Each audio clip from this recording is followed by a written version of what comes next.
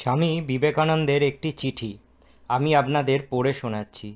এই চিঠিটি লেখা হয়েছিল যুক্তরাষ্ট্র আমেরিকা থেকে 21শে সেপ্টেম্বর 1894 সালে। প্রিয় আলাসিঙ্গাকে লেখা হয়েছিল চিঠিটি, শুনে নিন।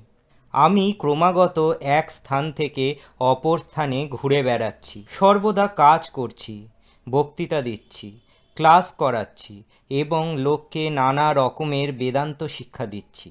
আমি যেসব বই লেখবার সংকল্প করেছিলাম এখনও তার এক পংক্তিও লিখতে পারিনি।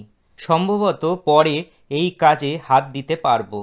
এখানে উদার মতাবলম্বীদের মধ্যে আমি কতকগুলি পরম বন্ধু পেয়েছি, গোঁড়া খ্রিস্টানদের মধ্যেও কয়েকজনকে পেয়েছি।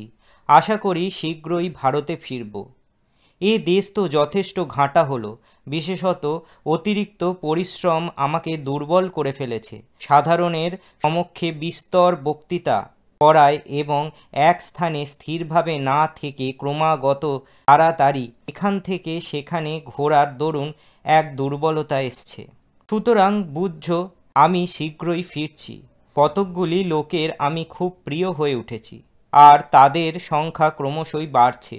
তারা অবশ্যই চাইবে আমি বরাবর এখানে থেকে যাই, কিন্তু আমার মনে হচ্ছে খবরের কাগজে নাম বেরোনো এবং সর্বসাধারণের ভেতরে কাজ করার দরুন ভুয়ো লোকমান্য তো যথেষ্ট হলো। আর কেন? আমার ওসবের দরকার নেই, ইচ্ছাও নেই। কোনো দেশের অধিকাংশ লোকই কখনো কেবল সহানুভূতি বশে লোকের উপকার করে না। খ্রিস্টানদের দেশে কতকগুলি লোক যে সৎকার্যে অর্থ ব্যয় করে, সেখানেও অনেক সময় ভেতরে ভেতরে কোনো মতলব থাকে, কিংবা নরকের ভয় ওইরূপ করে থাকে।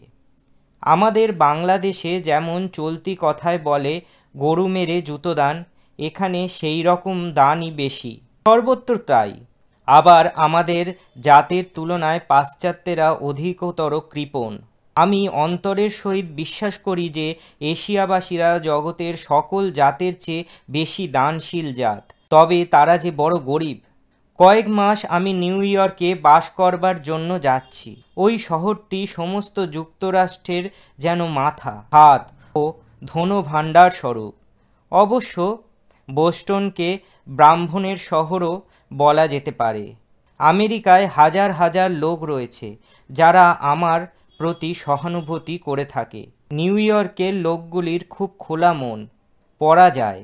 কিন্তু সত্য কথা বলতে কি, এই বক্তৃতা ব্যবসায় আমি দিন দিন বিরক্ত হয়ে পড়ছি। পাশ্চাত্য দেশের লোকেদের পক্ষে ধর্মের উচ্চাদর্শ বুঝতে এখনো বহুদিন লাগবে। টাকাই হলো এই দেশের সর্বস্ব। যদি কোনো ধর্মে টাকা হয়, রোগ সেরে যায়, রূপ হয় দীর্ঘ, জীবন লাভের আশা হয়, তবেই সকলে সেই ধর্মের দিকে ঝুঁকবে, নতুবা নয়। বালাজি, জিজি এবং আমাদের বন্ধুবর্গের সকলকে আমার আন্তরিক ভালোবাসা জানাবে। তোমাদের প্রতি চির প্রেম সম্পন্ন স্বামী বিবেকানন্দ। ভিডিওটি ভালো লাগলে অবশ্যই লাইক, শেয়ার এবং সাবস্ক্রাইব করবেন। সবাই ভালো থাকবেন। অনেক ধন্যবাদ আমাকে সময় দিয়ে শোনার জন্য।